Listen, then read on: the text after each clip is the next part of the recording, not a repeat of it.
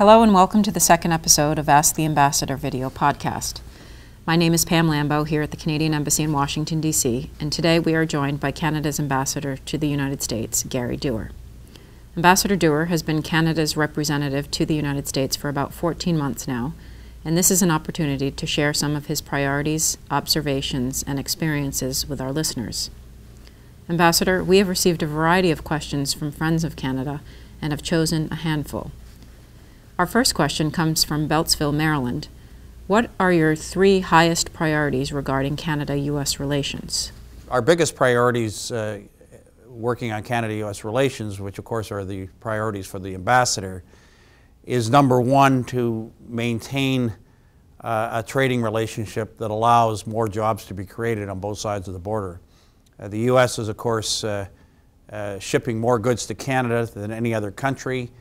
Sometimes in political debates, trade is diminished as a way in terms of improving and increasing jobs.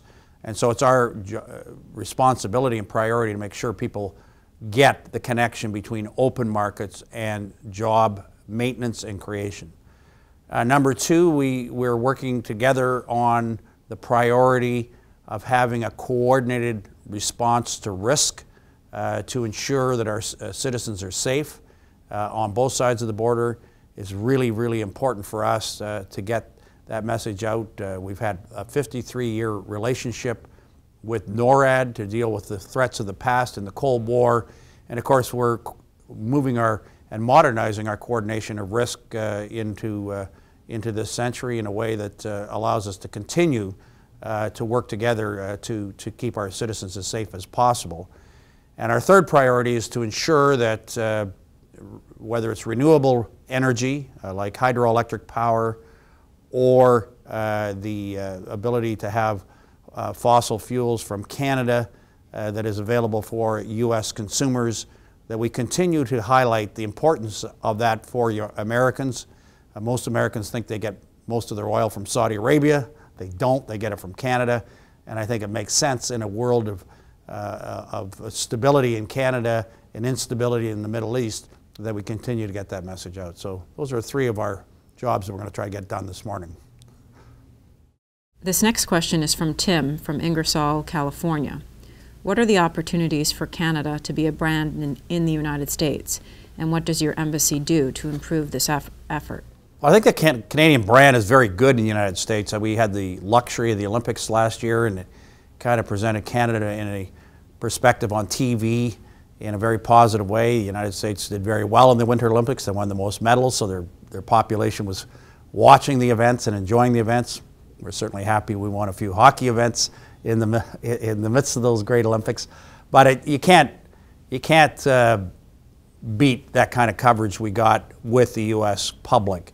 And I think that builds upon the great relationship we have with the American public. Every time I go to an event, half the people I meet have got relatives or friends or business associates in Canada. And so the best ambassador really is not the one sitting here in Washington. It's the Canadian tourist that visits the United States. It's the Canadian business that hosts a group of business people from the United States. It's the lodge owner that hosts people in Lake Louise that are American. So our brand, I think, is pretty positive, and I think that's reflected in the latest Pew research. When Americans are asked what country would they most like to trade with, Canada comes out as number one. So this is not just self-serving comments from the embassy. It's actually grounded in results and in research that backs it up. Julie from New York had this question.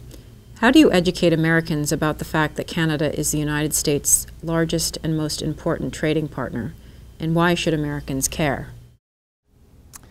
Well, Julie, they should care because trade represents jobs, and jobs is the number one priority for both our countries. In fact, for many countries in the world right now. And it is a challenge, I would acknowledge, because when you talk buy Canada or buy America, it sounds like it will be better for the economy. But if buy Canada is closed Canada, and closed Canada is less jobs Canada, then it obviously will have a negative consequence. So I think people in New York, where you're located, understand this. I think the closer to the border, people understand it, that it's important to have two-way trade. But it's our job to point out when a plant goes from one shift to two shifts, that's because of trade, and that trade is with Canada. We've got to try to get those messages out, particularly in the congressional districts. Companies that are buying supplies from American companies in Canada, companies that are from Canada investing in operations in the United States. We've got to get that message out to the congressional district, and we've got to really get to the people behind me in their districts in New York before they get here and may not be as aware of the kind of jobs on the ground that are created by our two-way trade with Canada and the United States. From Beaverton, Oregon, how is the economic climate in the United States affecting the economy in Canada? Well, because we buy more of your goods than any other country, our economy affects you. And similarly, because we sell more goods to the United States than we sell to any other country, if the purchasing power of Americans is somewhat reduced because of joblessness, people not having jobs, or consumers making decisions to lower their household debt, which in the long run is good for all our economies, but in the short run it does reduce demand for goods and services, and that in turn reduces growth in both sides of the border. So the U.S. economy and the Canadian economy have an impact on each other, and it's clear that they have an impact on each other. Hopefully, if we're making decisions on the basis of longer-term economic benefit, for example, reducing household debt in Canada and the United States, that may reduce growth in the short term, but allow us to maintain growth in a steady but prudent way into the future. Stephanie from Boston, Massachusetts asks, what advice can you give to young people wanting to join Canada's Foreign Service? Well, the people I've met in the Foreign Service are very bright, very curious, very interested in democracy in our own country and around the world. I would suggest that continue to study hard, because from what I've seen, people have a pretty good academic record before they get into the Department of Foreign Service. And the more language capacity you have, the better off you're going to be. We have a very good internship program. People get experience, and we get lots of good energy and advice and work from interns, and it's something I would highly recommend.